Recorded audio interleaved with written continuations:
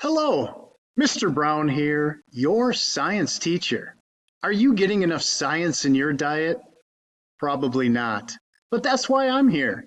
I make videos for students of all ages. So today, gather the whole family as we explore the science of sharks. Sharks are fish, and they live in salt water, in the ocean. You will not find any sharks here in the lakes and rivers of Wisconsin. You got to go to the ocean.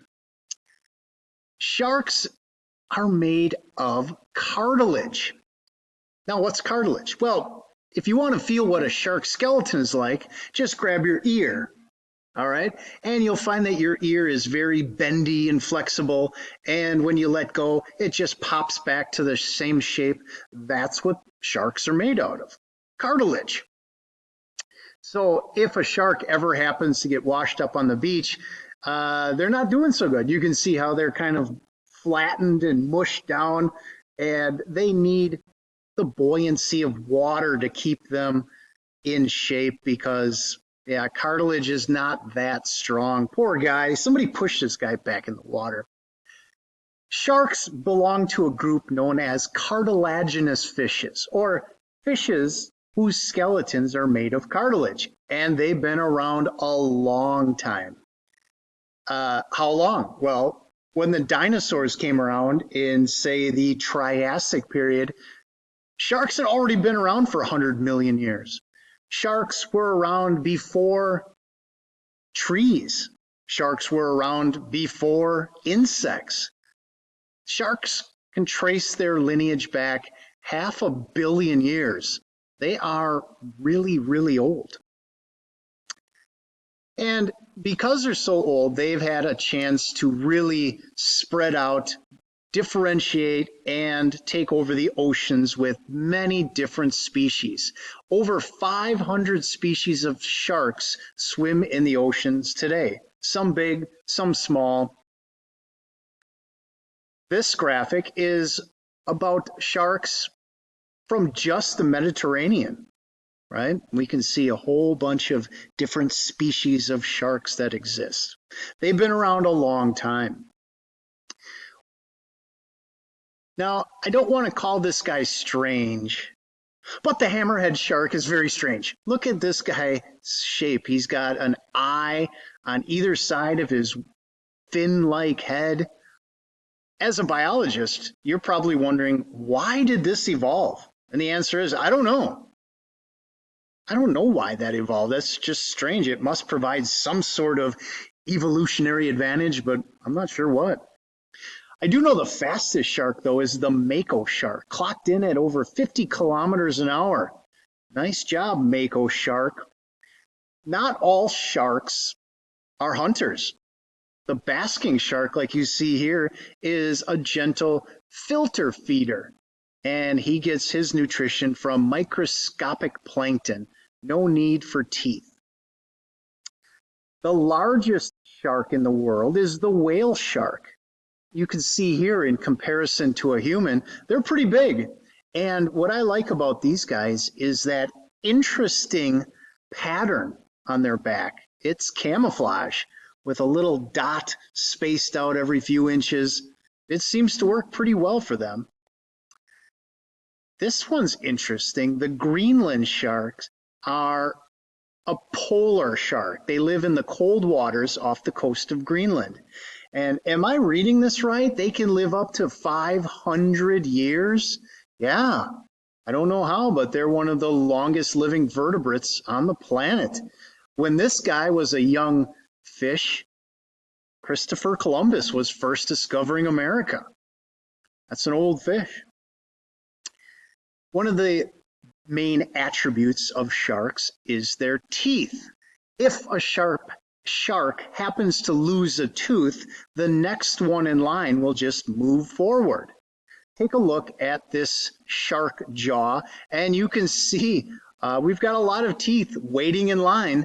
If one breaks off, the next one is ready to go all the way down the rows. And so your average shark will lose many teeth in its lifetime. Multiply that by all the sharks in the ocean, multiply that by the 500 million years they've been around, and there are lots of sharks' teeth. Pretty much anywhere in the world's oceans, there's going to be a lot of sharks' teeth. Now, you can see there in the middle are some pretty big ones. Those belong to the great white shark. But once in a while, we find these teeth. Who do these belong to? These belong to an extinct relative called the megalodon, right? Megalodon translates to very big tooth. When the megalodon did exist, it was huge, 60 feet long, longer than a school bus, weighing more than 10 elephants. This shark was enormous. If you want to get a feeling for what it was like to have the megalodon swimming around, there was a movie that came out in 2018 called The Meg, which looks at computer animation of what it must have been like to have the megalodon around. But it's not here anymore. It went extinct. Sorry. What is a manta ray doing in a presentation about sharks? Well, the manta ray is a cartilaginous fish, and it is a cousin of the sharks. Here you see this manta ray has two hitchhiker fish. Hey, get off my nose there, you guys. They are made of cartilage. So when you see a manta ray that got washed up on the beach and all that's left is its skeleton, that's kind of strange. Imagine stumbling across this as you're walking down the beach. What is that? Oh, well, that's a manta ray cartilage skeleton. What's even stranger is if you were to see a manta ray jump out of the water like they sometimes do. That's got to be a pretty strange sight. You know, give these guys a couple more million years of evolution by natural selection, and I wonder if they would evolve to fly in the air. Nature is kind of strange that way. Anyway, you know, sharks are sometimes portrayed as evil or villainous, like you see here from Finding Nemo. But as a biologist, you know that that's silly. The concept of an animal being good or another animal being evil, those are just concepts made up by humans. Both of the creatures you see here are predators that go hunting for their food, and good and evil, that doesn't apply to nature. One of the biggest pieces of bad news for sharks was the release of the movie Jaws in 1975. It scared the entire world of sharks and caused a massive slaughter of millions of sharks. In the movie, they reproduced a great white shark using robotics. Here you can see a still from the making of the movie. This is a capture. That's a robot fish that is starring in the movie. And here you can see another picture from the movie Jaws. Here is director Steven Spielberg playing around in the robotic shark. After that movie came out, it was scary, and people viewed sharks as evil. Even today, the Discovery Channel has Shark Week, where they portray sharks as vicious, murdering monsters. As a biologist, you know that sharks occupy a place in the food web just like any other organism. They're not good or bad, they just exist. They form a crucial part of the food web. But because of this portrayal in the media, it seems to be okay to just massively slaughter millions of sharks, and nobody seems to care, right? They have this thing called shark fin soup on the menu. As you can guess, the main ingredient is the fins from sharks.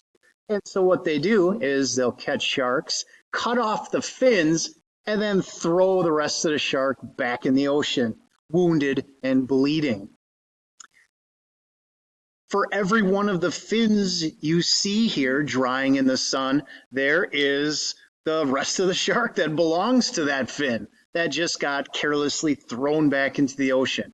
This is a mass slaughter of these poor creatures. They're really not as bad as they've been portrayed.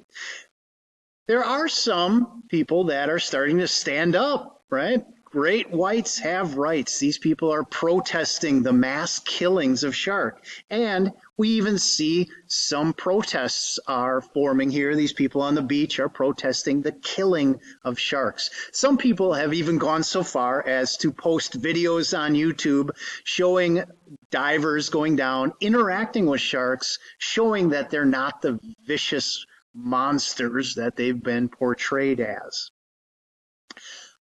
However, once in a while, you will have shark attacks. They are rare, however, right? On average, there are about 16 shark attacks per year with about one fatality every 2 years. So, yeah, it does happen, but not in the numbers that you would think it does, right? You could ask this girl. She is a shark attack survivor. She lost an arm in the attack, but it made me think, what is the worst shark attack ever in the history of humanity? We need to go back to World War II. In 1945, the USS Indianapolis was on patrol in the Pacific Ocean, and it got hit by a Japanese submarine's torpedo, and it sank. But it sank in 12 minutes, and that's enough time for most of the crew to hop out of this sinking boat. And we now have 900 sailors left in the water, and they're injured and they're bleeding, and they attracted sharks. The sharks can smell blood in the water, and over the next few hours, hundreds of sharks arrived, and only 317 men survived. So can you imagine 600 sailors? This is the last thing they ever saw. Okay, that's pretty frightening. That's an incredible story. Anyway, thanks for joining me today on the science of sharks. I'll see you next time. Bye-bye for now.